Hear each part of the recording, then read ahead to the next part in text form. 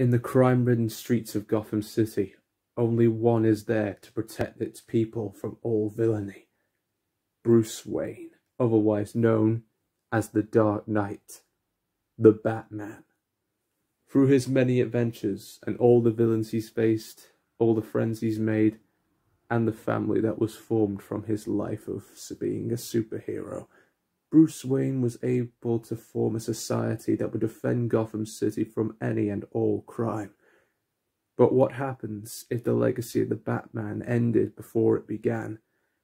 What if our young Bruce became a hero too early? What if Gotham was in need of assistance now more than ever after Bruce Wayne's unfortunate passing?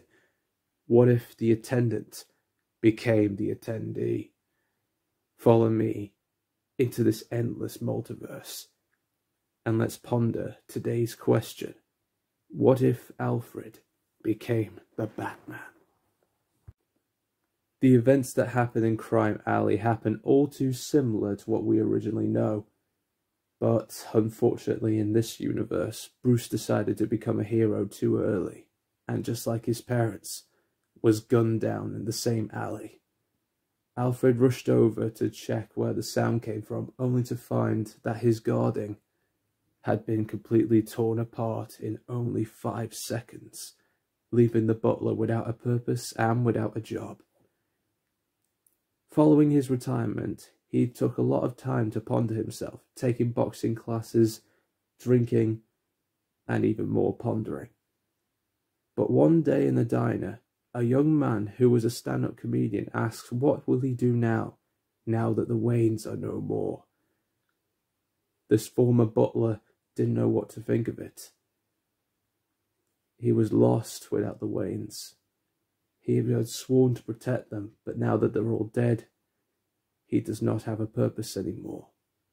To help cheer him up, the young man said, I'm sorry. I could tell that must have been very hard for you. I wouldn't know what to do if I lost my family. I just saved my wife from being electrocuted by a baby bottle heater. If anything bad happened to Jeannie, or the baby, I don't know where I would be right now. I guess fate just works in a lot of ways, huh? But, I've written this.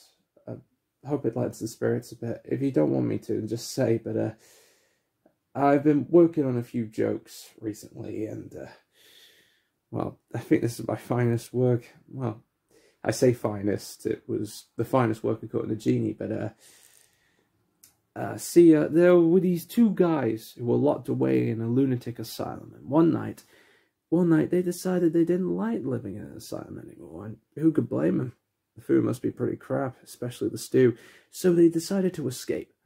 So they made up to the roof, and there, just across this narrow gap, they see the rooftops of the town, stretching away into the moonlight to their salvation, stretching away to freedom. And, so, see, now, the first guy, he jumps right across, no problem, but his friend, oh no way, he doesn't dare make the leap, because, he's afraid of falling. So the first guy, he has a brilliant plan. He says, hey, I've got this flashlight with me. I'll shine across the gap between the buildings so you can walk across the beam and join me. But the second guy, he just shakes his head and he just says, what do you think I am, crazy? You just turned it off when I was halfway across.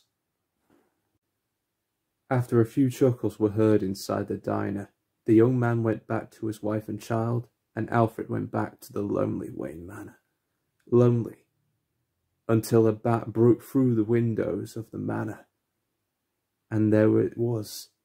A sign from the devil himself gave Alfred a lot of ideas and inspiration.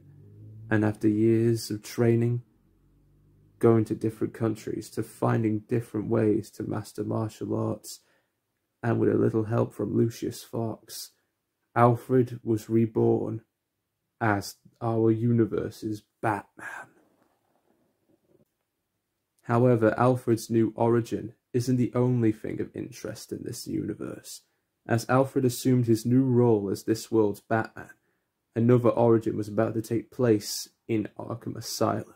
Lyle Bolton, a prison guard and chief of security in Arkham, was fired due to the abuse he would give to the inmates. Upon being fired, he vowed that everyone will be locked up in a cage without a key. Now, as the villain Lockup, he began to lock up everyone he deems corrupt in this city. But his misdeeds would not go unpunished, as he would come face to face with this new Batman.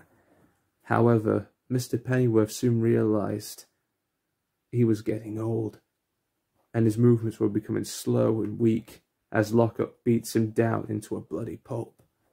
However, he was saved by an unlikely ally.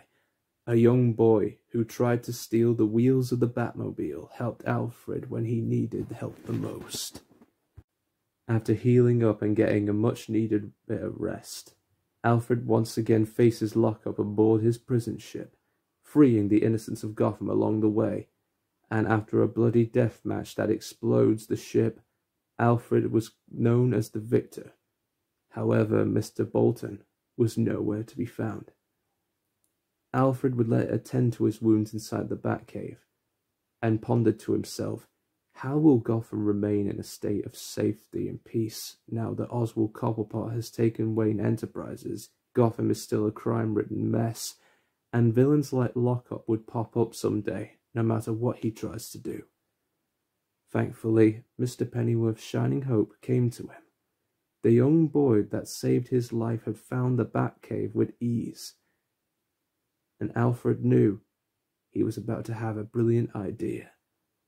And with training, patience, and a lot of hard work, as well as showing compassion to the people around him, Alfred was able to retire as the Batman, and in his retirement created something new from the ashes.